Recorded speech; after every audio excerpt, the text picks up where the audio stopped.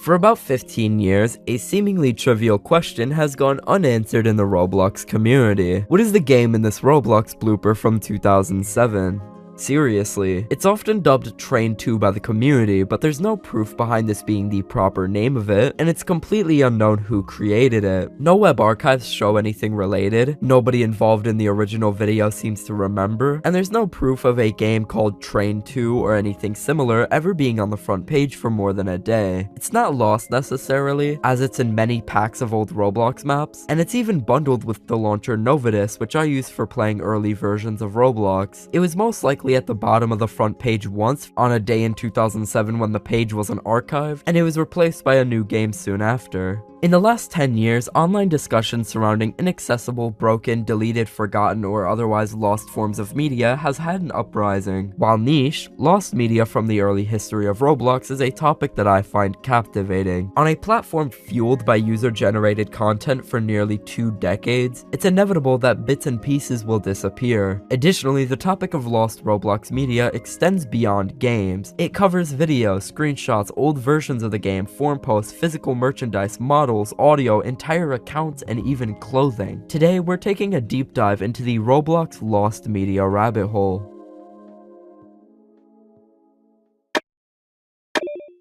First, I want to talk about lost versions of Roblox, or clients as I like to refer to them, the actual executables for individual Roblox updates. This is the most well-known form of Roblox lost media. Roblox was worked on and even public at some points during 2004 and 2005, though despite years of searching, no clients from this era have been discovered. In early 2006, David Baszucki started posting update logs on the Roblox forums, including version numbers. This is when we start to get a good idea of what was being added in each update. Somehow captured by web crawlers on the Wayback Machine, installer files for versions from January 2007 and April 2007 were archived on a Roblox testing page called dev.roblox.com. These installers don't work, however, as they need a cab file to function. In 2017, the client search team was created and their Discord server was made shortly after. That same year, a user who played Roblox in 2007 provided the client search team with versions of Roblox from late 2007, dating back to August of that year. Up until 2021, these were the oldest versions of Roblox available to the public. On the 14th of March 2021, the client search administrators announced that they had just unearthed a version of Roblox from March 27th, 2007. This was version 0.3.368.0. An anonymous player from that time had it lying around on an old hard drive. To this day, this is the earliest version of Roblox that we can still play. This client is so old that it predates click-to-move, spawn locations, hats, and the release of Robux and ticks. This update added the chat filter, time of day setting, and the ability to import custom skyboxes into games. Despite this revolutionary discovery, clients from shortly after this are lost to time. There are even a couple lost versions from 2008 and as late as February 2009. On the 11th of November 2023, Modnarch announced that the client search team were inches away from finding an August 2006 client. They recently contacted a player who joined in early August 2006 and wasn't very active. Sadly, he reinstalled Roblox in January 2008, overwriting almost the entirety of the 2006 client. New discoveries were made here, however. For instance, we have a few cached remnants of the installer for a mid-2006 client dated the 13th of August. It should also be noted that because Roblox has always been a predominantly Windows-based game, archives for Mac-based clients of Roblox are lacking, and the vast majority of Mac clients from 2011 and 2012 are completely lost.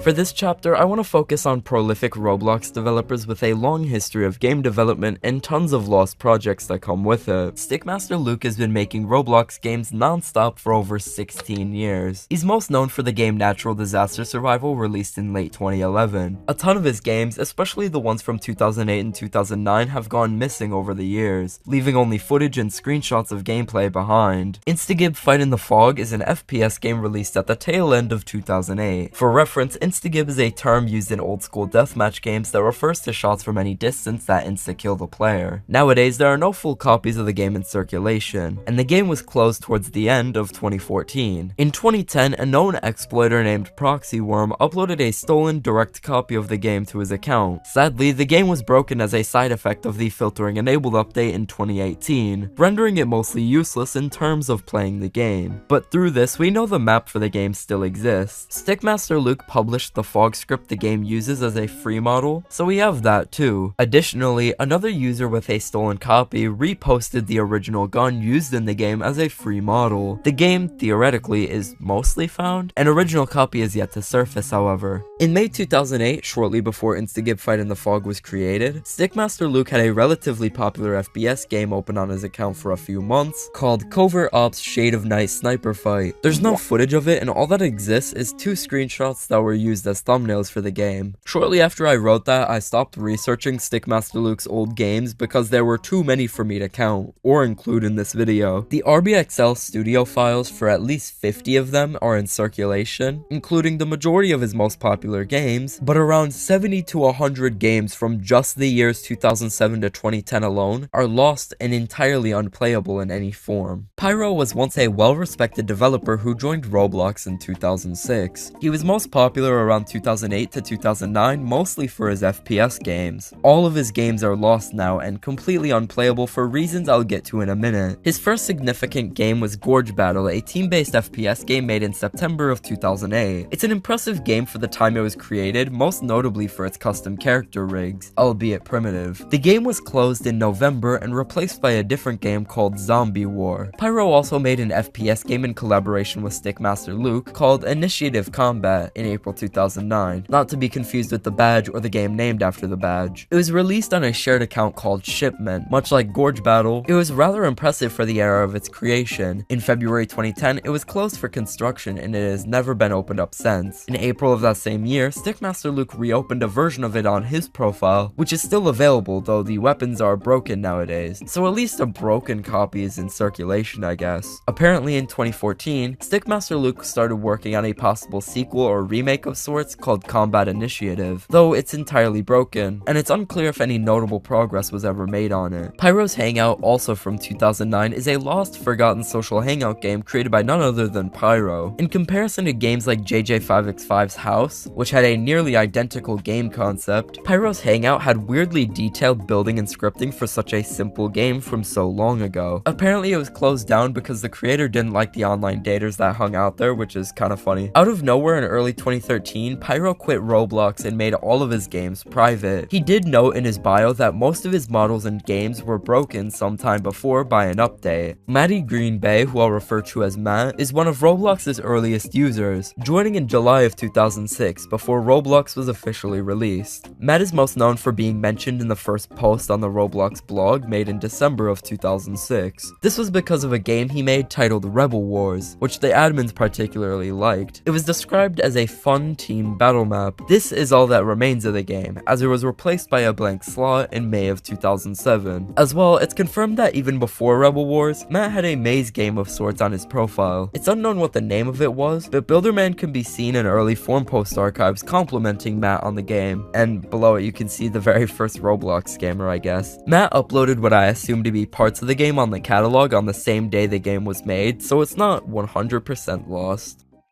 On the 11th of February 2011, Bright Eyes made a post on the Roblox blog about a special event going on, based on the Transformers Prime show on air at the time. By playing one of 10 survival games on an account called Transformers Event, you could find coins for one of 2 teams, and collecting 5 of these coins for either team would get you a special hat for the respective team, the Autobot or Decepticon caps. The event ended 2 weeks later and all the involved games were shut down. In all my time doing Roblox related videos, I'd never heard of this event, at least until this month. Little to nobody cared about it when it came out, and there's only 5 existing videos about the event, with 4 of them giving out spots for the coins. One video shows off the prizes and games involved in the event, with the creator even mentioning they made it because they wanted to show off the hats, not out of interest in the event. All 10 games used for the event are lost media. They only had about 30 to 60,000 visits each, and were mainly modified versions of pre-existing Roblox games with coins inside of them. When Clockwork started his second second summer internship in May 2008, he made tons of games in rapid succession which only lasted a couple weeks or even days each. Some examples include a game called Iron Man Missiles, an aerial-based fighting game with helicopters, this sword monument, an obstacle course on the side of a mountain that was uploaded as a teaser for the upcoming Golden Teapot Hat, a game where you upgrade your weapons while fighting rainbow-colored ducks, a parody of low-quality survival games on the front page at the time called Can You Escape Death, and much more. All of these games are now lost, only leaving behind a few public assets and a select few scattered pieces of gameplay footage. This chapter is a sort of add-on to a video I made in the summer of 2022 about a now-defunct video sharing website that Google used to own, and how many Roblox videos from 2006 to 2008 are now lost media because of the website shutting down in 2011. If I haven't made it apparent already, videos and screenshots from Roblox's earliest days are very limited, especially 2006. We only have 10 videos recorded in 2006, with most of them being released by Shedletsky or uploaded to Google Video in the middle of November 2006. Footage from early 2007 is just as scarce. As of May 2007, according to an old forum post, over 70 results for Roblox came up when searching the term on Google Video. We only have 6 of those. It was while I was editing this that I realized he's probably talking about Google Video search and not searching on Google Video, which is confusing, yeah. Which would instead mean instead of 6 of those, we have 21 of those. That's still not 70. Nintendo Boy, also known as Nintendo250, was one of the earliest Roblox YouTubers ever. He joined in January 2007 and started making bloopers on Roblox within the next month. He even inspired Fluskjerta's Roblox series, which was massively influential at the time. Unfortunately, in 2009, his original channel was terminated for violating the copyright guidelines on YouTube, and his early Roblox content went with it. He once had tons of forum posts on Roblox promoting his videos, though they've all been content